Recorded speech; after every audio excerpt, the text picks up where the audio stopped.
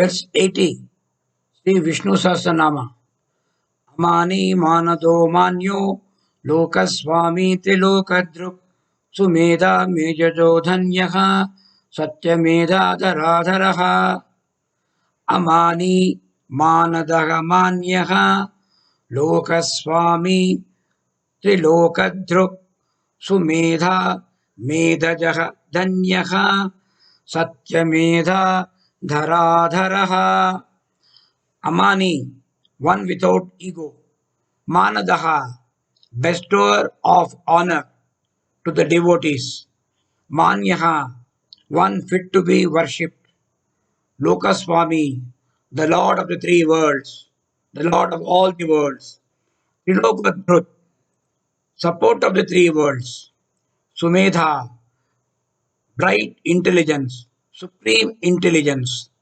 Medhajaha, born in sacrifice, emerging from sacrificial fire. Dhanyaha, one who is extremely fortunate. Satyamedha, one whose intelligence is never unsuccessful, unfailing intelligence. Dhara Dharaha, supporter of the earth. Amani, Amani, one without ego. The Supreme has no false vanity because he knows his own real divine nature. He has no false identification with the equipments of the non self, such as flesh, emotions, or thoughts.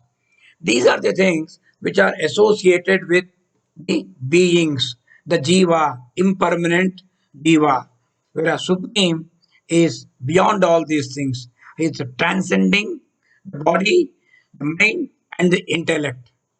So naturally, he is without any ego. These are the gunas which are listed in verse 8 of chapter 13 of Bhagavad Gita. Amanitvam, that is humility.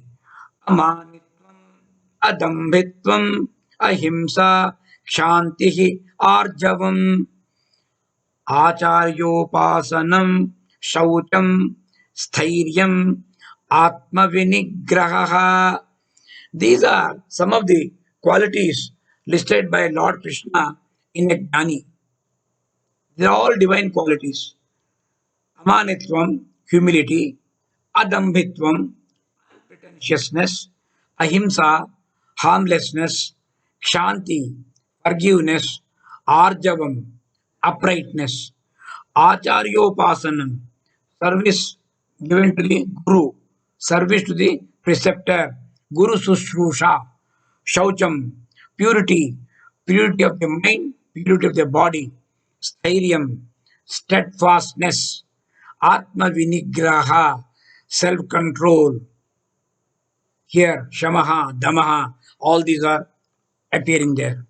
These are all the divine qualities are there with the Supreme Being, Amani.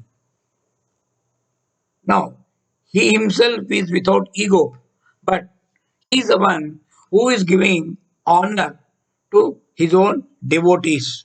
Manaha, Manadaha, one by whose Maya it can also have slight negative connotation. It is by his Maya he gives or causes to arise a false identification with the body. In this sense, this is a negative feature. The term mana can also mean honor, and therefore, manadaha here in a positive sense can also mean one who honors all his devotees. Because self respect, self confidence is very important for any individual. Now, the root da in Sanskrit means blasting, that is removing. Therefore, the same term can also mean one who removes all false nations from the bosom of his devotees. Manada can mean giver of honor, or Manada can also mean remover of false sense of honor. That is the ego. Both are possible. He himself has no ego, amani. He gives honor to others, manadaha. So he is the most worshipful. He is worship worthy, manyaha, which is the next name in Sahasranaama. Manyaha means to be worshipped. That is worship worthy. One who is to be honored. One who is most worshipful. He is worshipful because he is a very material cause for this world of plurality, world of names and forms. Adi Shankaracharya says, if he who has realized the Supreme is so blessed and to be honored in this world, then how much more worshipful is the Lord, who is the very substratum and support of the whole universe, by whom are all blessed and inspired to gain their experiences in the world of things and beings. What Shankaracharya is saying, you have saintly persons, noble persons, jnanis are there. Now, when we feel they are worship worthy, any saint, any rishi, we are certainly worshipping him. But what about the person who has given rise to these people? Mahavyasa and Valmiki are worship worthy. They have come here only because of the Supreme Being. So, how much more worship worthy should the Supreme Being be? This is what Adi Shankaracharya is asking. Similarly, Acharya Vinobhave, commenting on these three names, Amani, Manasa, and Manya, says, the Lord, like a small child, he has no sense of self respect. But like an adult, he respects all. He himself feels more humble than a blade of grass. He behaves like a tree that itself bears the severity of summer, rains, and winter, but it gives pleasant shade and sweet fruits to anybody who comes near it. So, this is the perfect description of the Supreme Being, Manyaha. And such a worshipful being is the Lokaswami. He is the Lord of all the 14 worlds. Loka can also mean field of experience. He is the one who is the controller, a director, the Lord, or we can say a governor of all fields of experiences of all living creatures at all times, everywhere. He is the supreme consciousness that illumines matter. So he is called Lokaswami. And such a Lokaswami is he is a supporter or the substratum of the three worlds. Trilokadhrut, supporter of three worlds. He is the because of him the three worlds, namely heaven, earth, and neither world, they come into existence. But the term Triloka, three words, also denote the three fields of experiences waking, dream, and deep sleep. They can also denote the three time periods past, present, and future. He is the basis of everything, but he is beyond all these things. He is transcending. He is Anadi, Anadi Madhyantaha. He neither has a beginning, nor middle, nor end. Atman, what we call the self or the supreme consciousness, is the one which is supporting all the three states, whichever way we understand. Without the support of life, it will be impossible for us to have any experience. We'll not even know the world is, we are existing in the world. We don't even know that. Lord Krishna, in the concluding verse of chapter 10, Vibhuti Yoga, asked Arjuna, what's the need? You asked me to list out all the Vibhutis. Since you have asked, I have given. But they are not complete. It cannot be done. But basically, you have to understand a very, very small thing.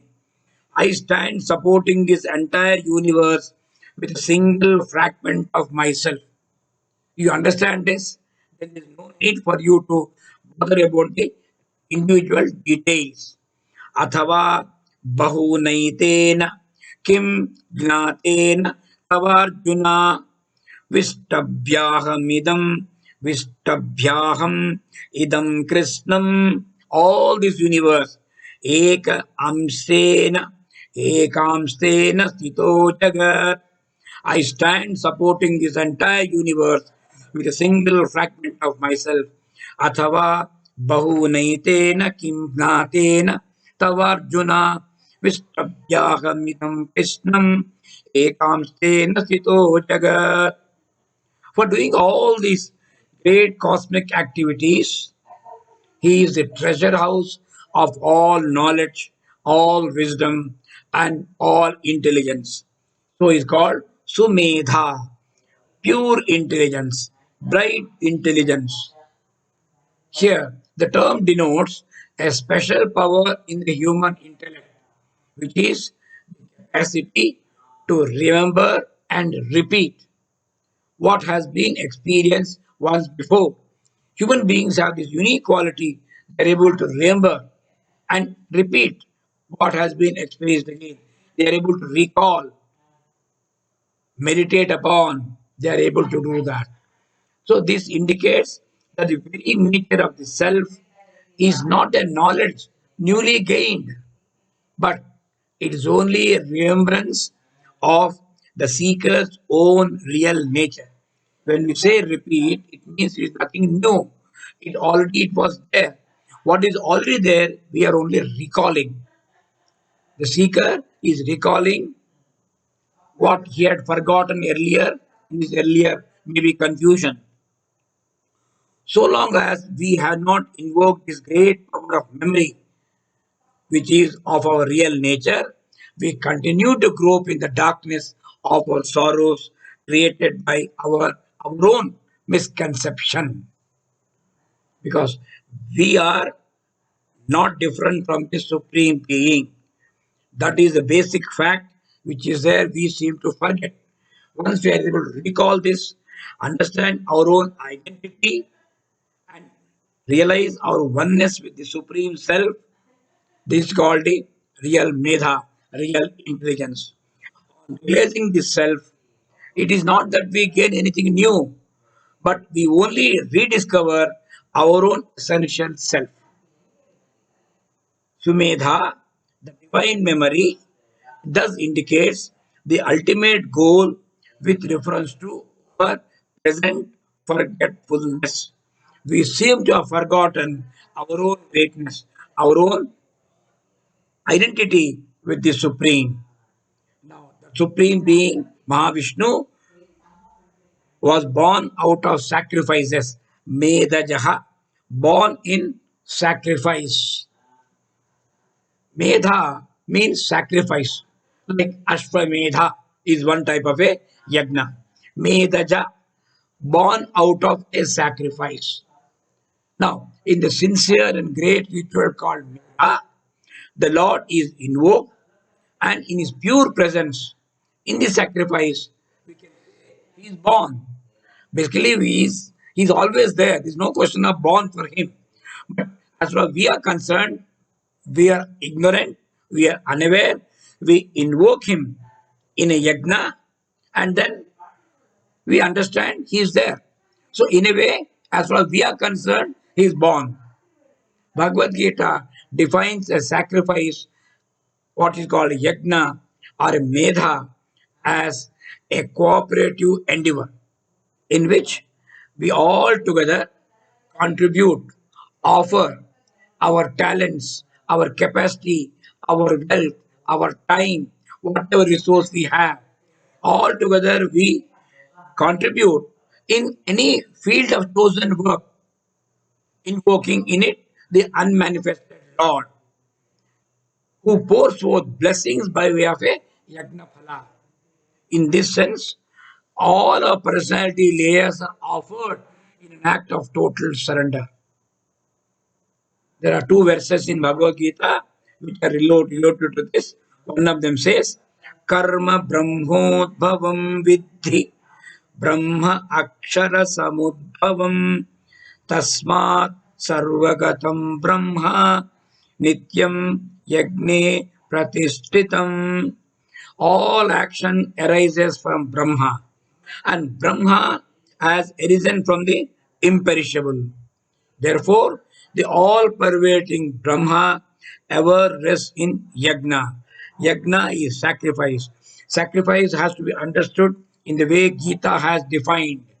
For example, educational activity can be considered to be a yagna, in which the principal, all the teachers, all the parents, with their moral, physical support, financial support, contribute to educating of the children together.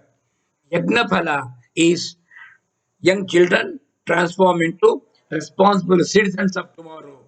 This is Yagnaphala. And all these people are contributing. They are not working there. They are not working for money. That is okay.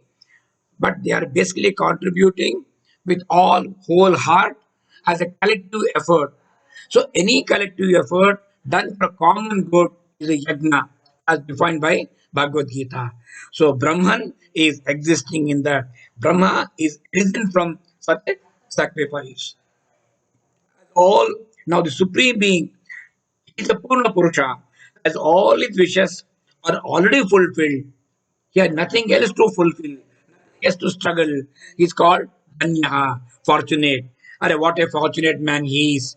All his desires are fulfilled. He doesn't have to worry about anything. This is what we say in a common parlance. That way, Danyaha means one who has no objects yet to be fulfilled. It means all his wishes are already fulfilled. He is fully satisfied. He is content. Sita prajnaha. He is fully satisfied. This is the self. It represents an eternal state of total contentment. The one whose intelligence never fails is Satyamedha, unfailing intelligence. The supreme power of discrimination, discriminating between dharma and adharma, good and bad, what is to be done, what is not to be done, do's and don'ts, absolutely clarity, never deluded by the finite world of appearances, because he is rooted in the truth. He alone is a world of multiplicity. He understands that universe and he are not different. As embodiment of truth, he is the support of the earth. That is Dhara Dharaha, supporter of the world. Here, earth stands for matter. Narayana, the Supreme Self, is the very essence from which matter has come to express itself in its gross form and subtle form. It is a very substratum, play of matter, what we call the Jagannataka. Geographically, the earth is supported by water. Water is supported by atmospheric air, and atmospheric air is supported by space.